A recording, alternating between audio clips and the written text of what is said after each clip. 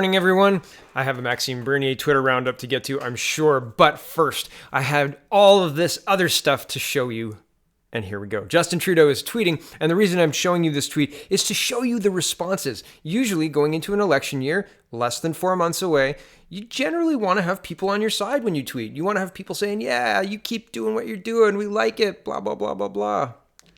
That's not happening here. Justin Trudeau is tweeting, quote, "In 2015, Canadians made a choice to grow the middle class, and now we have over 1 million new jobs, more good, reliable, he doesn't say reliable, good full-time jobs, rising wages, and less poverty. Lots more work to do. We'll stay focused on investing in you and your family."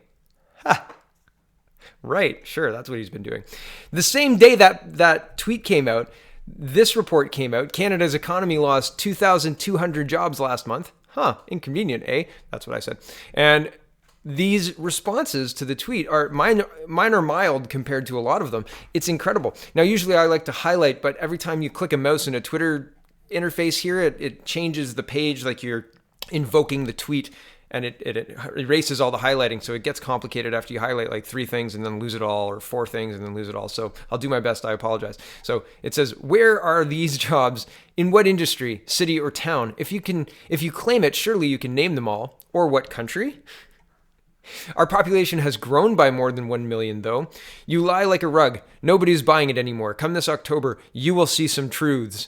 You truly are the Prime Minister of Fantasyland. Total BS. I worked 22 years straight until your government came into power. Generic BS. Here's a bullshit meter, and it's peaking. And if you could see it bouncing, well, you would. That's what they do, I think. 3 months and 15 days until we can vote you out. Is that the what's his? He does the foreskin talk. Topper. Is his name Topper? Is that guy? Okay, that's what I think he is. But he's calling him a liar, right? Pinocchio. My PM has my vote. Ha. So I wanted to point this one out because I find this interesting. The My PM has my vote has 3 likes. The comment below, which is such lies, so overt, like his corruption. If he wins again, his corruption will increase 10 times. We'll be eating maggots on paper plates and sending billions to dictators to fight climate change. He'll silence policy from investigating rape gangs like they did in the UK. Scary. And that's got 29 likes. And the who I believe to be the former Harvard professor, but now that I'm looking at him more, maybe not. Anyway, he got 12 likes, and the my PM has my vote got 3. Crazy, right? Like, that's incredible. The supportive comments, they are few and far between, and they don't have a lot of other support. Here's inflation in Canada spikes to 2.4% on high prices for food. So he's not. Oh, I did highlight some here. I guess they kept some of them. Okay, so here's somebody saying, by giving money to Ukraine, and this happened yesterday. And the news reporter on City notes that Ms. Freeland has Ukrainian heritage. So here we go. Take it away, Ms. Freeland. Ukraine has Canada's full support as it continues to develop and implement the fundamental reforms that are needed for a secure, sovereign, and prosperous future. I'm pleased to announce that Canada will provide $45 million in new support for Ukraine. A major financial contribution announced by Canada's Foreign Affairs Minister, Chrystia Freeland, aimed at supporting a sovereign future for Ukraine. Canada has supplied the country with millions in military, legal, and political aid since 2014, when Ukrainians took to the street and ousted their pro-Russian president. Putin's decision to issue. So it's interesting to watch $45 million to go to Ukraine for elections. What do we... I asked this before, and I'll ask this again. What do we get out of this $45 million? Right? What are we getting out of this foreign spending? What does Canada get materially, or even as a deal, as a not material, maybe goodwill or something down the road? But what are we getting from this? If we're getting from this the Ukrainian leaders talking to Xi Jinping, well, I'm sorry, I'd like my $45 million back, please. We've got some homeless here that could use some help. And do you know that in Guelph, that's my hometown, they spent $1.48 million over 5 years? Over 5 years to help with homelessness. And it wasn't just in Guelph they spent that money. They spent it for Wellington County, which encompasses more than one riding. I'm just making you aware of the comparisons here. $45 million is a lot of money. That's borrowed money. That's on the credit card, guys. We don't have that money. Why are we spending it in the Ukraine to help with elections? What? Makes no sense. Here is another Liberal Party tweet. And well, Justin Trudeau's tweet was the first one. This is a Liberal Party tweet, and we're going to get to a third Liberal Party tweet, I believe. And they say, quote, "The Liberal team was elected in 2015 on a platform to grow our economy and our middle class. Since then, Canadians have created more than 1 million new jobs. Our plan is working. Except that, not so much." Jamie Mask, and Jamie Mask is a volunteer, author, and former public servant with 40 plus years of experience leading public sector and volunteer teams in serving public interests. Opinions are his own. But he says, here's StatsCan's current job report, an increase of only 711,000 jobs, not 1 million jobs. Of particular interest is that 402,000 of the 710,000 new workers are over 55 years old. Your legacy was increasing costs to the point that 402,000 seniors have had to return to work to make ends meet. Sad. And so I tried, here's the graph. So that's the StatsCan graph. And I'm in a bit of a hurry today. My wife said she wanted to go to the mall to pick up shirts. And who am I to argue with that? And so usually I like to recreate these charts on StatsCan or whatever the source data is. And well, I was working on it and I didn't get to it, but the link is in the description. And I've reached out. So the link to build the charts and stuff, the data and the tables are all here. Is in the description. And I asked the original, do you have a link to this data? I'm using it in my videos and I'd like to post a link to the data. So if I hear back from him, I'll update the link to the actual chart.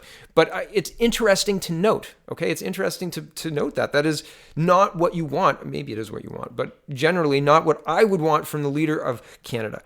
I would want the leader of Canada to want to be decreasing seniors working because they shouldn't have to work because they've worked their whole lives and invested in this country and built this country. They deserve a break. They don't have to go back to work to make ends meet, to make rent payments or electricity payments, or to, buy fresh vegetables at Walmart. Because these things are all very, very expensive, much more expensive than they were in 2015. And that's sad too. That shouldn't happen. CBC reporting, man who stabbed priest at St. Joseph Oratory found not criminally responsible. Do you guys remember this? There was a rash of church vandalism right around the Notre Dame fire, arson, and all sorts of terrible things happening all across Europe as well as Canada, and underreported in Canada too. Also, many priests who were preaching on the altar being attacked by random people. This was not an isolated incident. This was an event that happened multiple times with multiple churches. It was happening a lot 6 months ago, maybe less than 6 months ago, March. So yeah, 3 months ago, 4 months ago. Anyway, interesting, right? Here we go. The 27-year-old man who stabbed Reverend Claude Gros, sorry if I got that wrong, during a mass at St. Joseph's Oratory on March 22nd was found not criminally responsible on Wednesday at the Montreal courthouse. The ruling follows the conclusions of the psychiatrist who evaluated Vlad Christian Erema after the incident. On the morning of the stabbing, Erema went to mass armed with a knife with a 30-centimeter blade. He stood up from his pew, charged up to the priest, and stabbed the priest twice, inflicting shallow wounds. Erema was quickly wrestled to the floor by security guards, and Montreal police showed up a short time later to arrest him. I'm going to scroll down. In Canadian court cases where mental illness is an issue, a person can be found not criminally responsible due to a mental disorder. It does not mean the accused is acquitted of the crime, but it does clear the way for the treatment of the mental illness with the goal of balancing public safety and treatment of treating the offender with dignity. Erema will be held at the Philip Pinel Institute, the forensic psychiatric hospital in Montreal's East End, for as long as medical authorities there deem necessary. So, no court case, no anything. He could be out next week if he seems fine. I wonder why there's no mandatory, time period. Monitor him for 6 months to make sure he's not violent. Monitor him for a year to make sure he's not violent.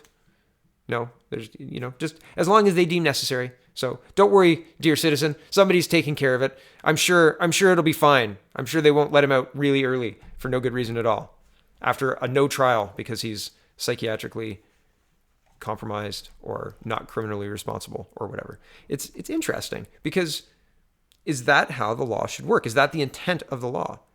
Right? I don't know. It's interesting to watch. Brad Trost, MP, and he is the pro-life member of Parliament, husband, dad to Isabel and Helena, geophysicist. Interesting to see how a film telling the truth about the abortion industry is controversial What should be controversial is Canada being the only democracy that has zero regulations on abortion. Hashtag just saying. Hashtag Canada wants unplanned at unplanned movie. And controversial anti-abortion film unplanned to hit more than 24 Canadian theaters. So that's news in so much that people, the Conservatives, I suppose, pushed for this to happen, and it did happen. 24 theaters will show Unplanned, a movie about a former Planned Parenthood manager who turned anti-abortion activist because of what she saw in the part of the procedures, et cetera, et cetera. I haven't seen the movie. I don't know anything about it really, other than what I've just told you, and the fact that it's been very controversial. The reason I'm showing you this is, well, to tell you about the fact that it's playing in Canada, one, and two, Catherine Mckenna does not like it at all. She says, quote, "You don't believe in a woman's right to choose or the science behind climate change." Are those the same thing? What? Okay, back to her tweet. "Canadian voters deserve to know this, and they can choose. I ran in 2015 because I believed in a better Canada, and I'm running again in 2019 because we're not going back." Okay. You know that in 2015 we had a budget surplus, right? And nobody was running around calling each other racists, and they weren't discharging raw sewage into waterways because the Harper government stopped that. And when you took office, Miss Mckenna, you okayed it. That was one of your first acts. A better Canada? I think I would gladly go back to 2015, gladly, and say sorry to Mr. Harper. The teeny weeny little, tiny little deficits. He was so right. Goodness me. Anyway, and Global and all the CTV News, they played that little clip of the teeny little deficits many times before. But how many times have you seen on Global News Miss Mckenna saying, if you say it louder, if you repeat it, if it's your talking point, people will totally believe you? How many times have you seen that played over and over on the news? Yeah, right. Exactly. You haven't. So the last one, Justice Canada, at Justice Canada English, is tweeting, quote, "It's summertime and the living's easy if you follow the law." I added the law thing back to the tweet. "Whether you're sitting on a patio or having a backyard hashtag barbecue, remember, it's against the law to have a blood alcohol concentration over prohibited levels within 2 hours of driving. Know the limits." What? This is our government. Like, it would be parody. This would be funny if it was happening in like a banana republic that was very small and impacted a very small few amount of people. And I suppose Canada by population is kind of a small country. But my goodness, this is like a bad, mad TV skit. This is a Saturday Night Live intro that is real, right? Like, the police with the batons, Judge Dredd comes in and says, "Have you been drinking, citizen?" And you say, "Well, yeah, I got home from work and what? I'm having a beer with dinner, officer. What are you talking about?" "And I had a beer when I was cooking dinner. And so, yeah, I've had a couple while you were driving." And this isn't me making things up. This is people have been arrested and it's been thrown out. Hold on, I'm going to find an article. Here it is. This is Post-Millennial reporting. "Woman breathalyzed by police in own home wins court challenge against Trudeau's new driving laws." I just wanted, it's a quick and dirty Google, but it's got a link to the Global News article about it. And it's incredible that the overreach, and a month ago, this was thrown out in court, and Justice Canada is saying, hey, it's still the law. Anyway, here's some responses. It says, "If someone is done driving for the day and then proceeds to have 5 drinks in 2 hours, what in the heck does that have to do with driving? You won't win one case on an accusation like that, idiots." And the next one is, "This law criminalizes responsible behavior. It makes illegal something that in no way poses a risk to the public. How can you promote such a huge infringement on personal liability?" There's memes. There's "Welcome to Canada, where you can be convicted for drunk driving even after parking your car 2 hours ago." Yeah. "This is a terrible legislation which can't possibly survive a challenge. You will be charging people for driving sober and having a couple of drinks after getting home. You are inviting false accusations against which the innocent will have no defense. Hashtag Canada Poly." And so, yeah, people aren't happy. And that's the general statement from this whole look at Twitter and look at the infighting between our government, the Conservatives and the Liberals. The conversation the Liberals are trying to have is falling on deaf ears. And people are angry with how they're handling things. People are angry with the laws, the actual implication of the laws that have been passed. People are angry and disappointed with Justin Trudeau. And this isn't me saying this. This is their own words in their own responses to these tweets. People are upset and they don't like what's happening. And they don't like Canada's $45 million going to the Ukraine or $230 million going to the Americas or Central American countries to help with climate change, which again has no success metrics, no even measuring metrics. What are we giving them? What are they doing with it? Is it just greasing palms? Is it renting empty buildings for climate change committees to meet in? Like what is the money going for? What does it do? Fundamentally, what does it do? And there's no answers. There's no answers. So in absence of answers, what are you supposed to do? You get upset and you go on Twitter and you say, hey, Justin, TikTok, buddy boy. So it's interesting to watch. And I know I use that word way too much, especially in this one. But with the election coming up so quickly, and it is coming up so quickly, like the writ's going to drop in September. And before you know it, it's going to be Thanksgiving. And man, that's going to be an interesting Thanksgiving dinner because either the choice is going to be made, which is what happened in 2015. People decided liberal, and you could see it in the polls. You could see you could see it turn when Justin Trudeau when Justin Trudeau attacked Mr. Mckenna for the niqab ban, for his backing of Harper's niqab ban, and they had vilified Harper so much that if you agreed with them, you were akin to, well, Hitler, right? Which is exactly what they're doing now, what they're trying to do now with Max. And with Andrew Scheer.